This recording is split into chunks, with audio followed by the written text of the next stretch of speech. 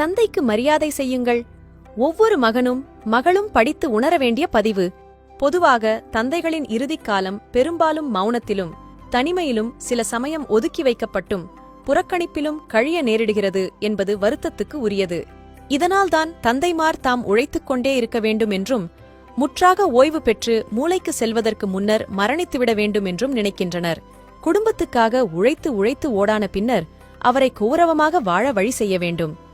மூளையில் இருத்தி மௌனத்தில் ஆழ்த்தி 3 வேளையும் சாப்பிட்டுவிட்டு பேசாமல் கிடந்தால் போதும் என்ற மனப்பான்மையுடன்தான் பல பிள்ளைகள் தந்தைமாரை நடத்தி வருகின்றனர். வயதான தந்தை தன் குடும்பத்தினரிடமிருந்து மிகக் கொஞ்சமாகத்தான் கேட்பார். ஏனெனில் கேட்டுப் பழகாத குடும்பத் தலைவராக இருந்தவர், கொடுக்க மட்டுமே தெரிந்து வைத்திருந்தவர்.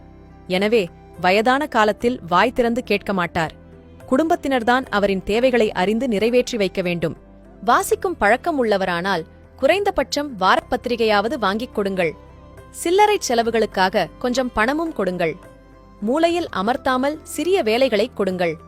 பேரன் பேத்திகளை அவரிடமிருந்து பிரிக்காதீர்கள். அவர்கள் தந்தையால் கொண்டாடப்படும் செல்வங்கள். குடும்பத் தேவைகளை பார்த்து பார்த்து செய்தவருக்கு இப்போது உங்கள் காலம். பார்த்து பார்த்து செய்வதற்கு ஒருவர் மறைந்த பின்னர் அதைச் செய்யவில்லையே, இதைச் செய்திருக்கலாமே என்று எண்ணிப் புலம்புவதை விட அவர் உயிருடன் இருக்கும்போதே தந்தையின் இறுதி காலம் அமைதியாகக் கழிவதற்கு வழிவகை செய்யுங்கள். வயதானவர்களுக்கு தனிமை மிகக் கொடுமையானது. ஒரு சிறிய வானொலியை வாங்கிக் கொடுங்கள். முடிந்தால் தனி டிவி இல்லையேல் உங்களுடன் அமர்ந்து தொலைக்காட்சி நிகழ்ச்சிகளை பார்க்க விடுங்கள். தன் மனைவியை இழந்த தந்தையின் தனிமை மிக மிக கொடுமையானது என்பதை உணர்ந்து கொள்ள வேண்டும். பெண் ஒரு கணவனை இழந்தால் அவரால் அதை ஜீரணித்து தன் பிள்ளைகளுடன் போய்ச் சேர்ந்து கொள்வாள். பெண் சூழலுக்கு ஏற்றாற்போல வளைந்து கொடுத்து வாழ்பவள்.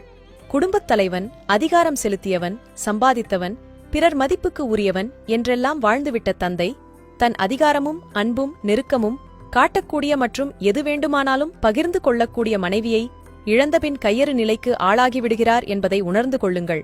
இவற்றை உணர்ந்து தந்தைக்கு மரியாதை செய்யுங்கள். அவர் கௌரவிக்கப்பட வேண்டியவர். அனைவருக்கும் பகிருங்கள்.